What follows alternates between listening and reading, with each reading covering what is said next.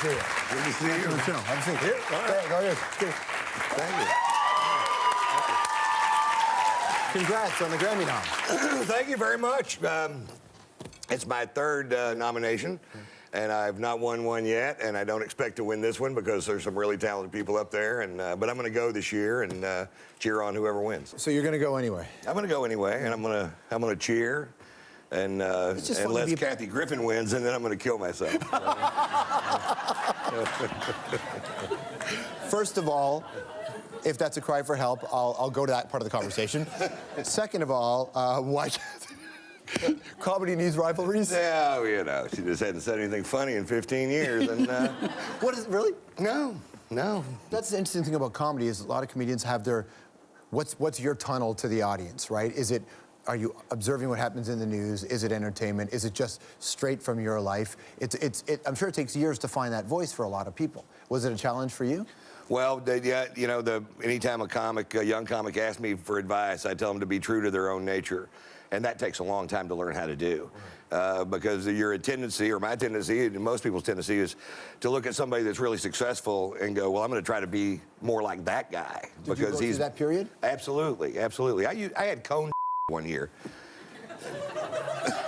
Listen, I didn't either. You laugh, but Madonna was a big deal for a minute, right? Yeah, she was. For a couple minutes, yeah, a couple minutes. Were there other comics who worked with you and said, let's get better at this, let's find your own voice, that's not who you are? No. Comics really... I mean, we're in the era that I came up, you couldn't get a lot of advice. Now, Jeff Foxworthy helped me a lot, and he actually... The first time I did a stand-up ever, I don't know, do you guys know who Jeff is? Okay, good. Jeff's funny, man. Unbelievable writer, and this was September 17th, 1986. I did my first open mic night. He was the headliner in the club. It was in Arlington, Texas, where I lived. And he came up to me after the show, and he goes, "You're really funny, but you need to put the punchline at the end of the joke." And I was like, wow, that sounds like a great idea. How do you do that? And, so that's how generous the guy is. And he sits down with a brand new comedian and rewrites my 4-minute set. So I was saying the funny thing last. Stick around, more with Ron White right after this.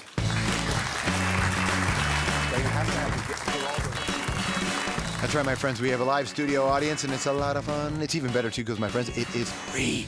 So free. I'd love it if you join us. Go to strombo.com/tickets to find out how.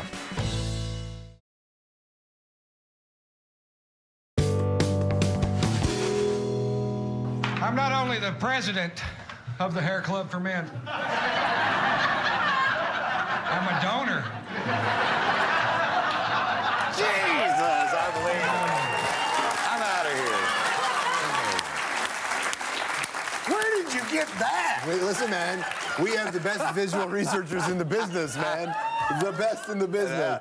I didn't even know where. I don't have it. I saw that and I thought, is he trying to be Weird Al Yankovic? What was going on in that, man? Yeah, it was actually longer than that at one time, and it was just a bunch of hair, but it was then. And well, you see that early Larry the Cable Guy stuff too. He's wearing like the Bill Cosby sweaters, and it takes that minute, like we talked about, to find your space, right? Right, to find what you're doing, and so I was trying to be Austin Rock, you know. So I had a black leather jacket and long hair and boots, and that was the right before the cone, and then you know.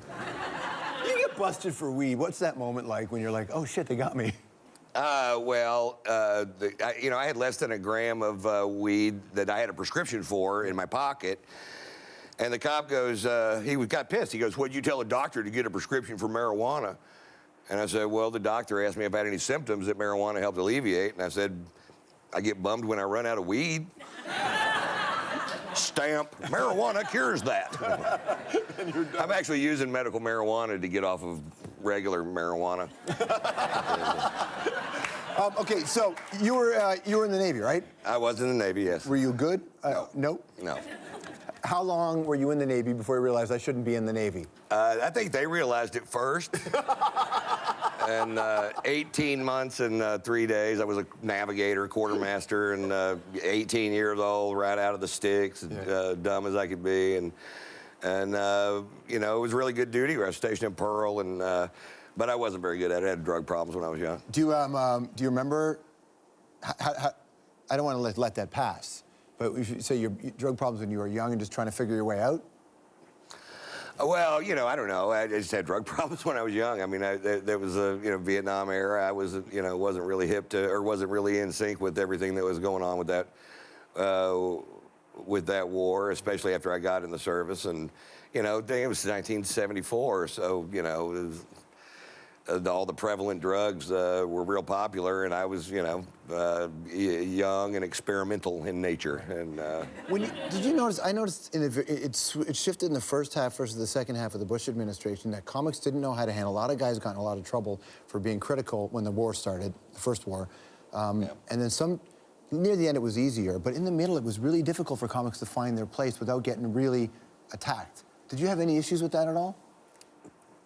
Well, I just don't pay much attention to attackers, you know, and that's why I really don't even very often read my Twitter feed, because, you know, I just, some people use it just as a vehicle to say horrible things to me, and I give it power. I can't help it. And if they say something about my wife that's not complimentary, I want to go find them and beat them to death with my bare hands. Which is the right instinct, by the way. Right, yeah, right. And so I'm like, well, I can't do that because I can't find them and all that. So I have a tendency just not to listen to any kind of. But on stage, have you had a moment where you said something and there's been a reaction? Oh, you know, out of the 11,000 shows, you know, you're gonna catch some, you know, you're gonna catch some flack, which is just, if you're really worried about that, you need to get in another line of work. I think you're right. Yeah. It's a real pleasure to see you. Good luck at the Grammys, man. Oh, thanks, man. Thanks for having me on your show. Of course, I appreciate it. Of course, man. Here's the video right here. It's a little unprofessional. It's Ron White, everybody. Yeah. Good things. No problem. Sorry about that.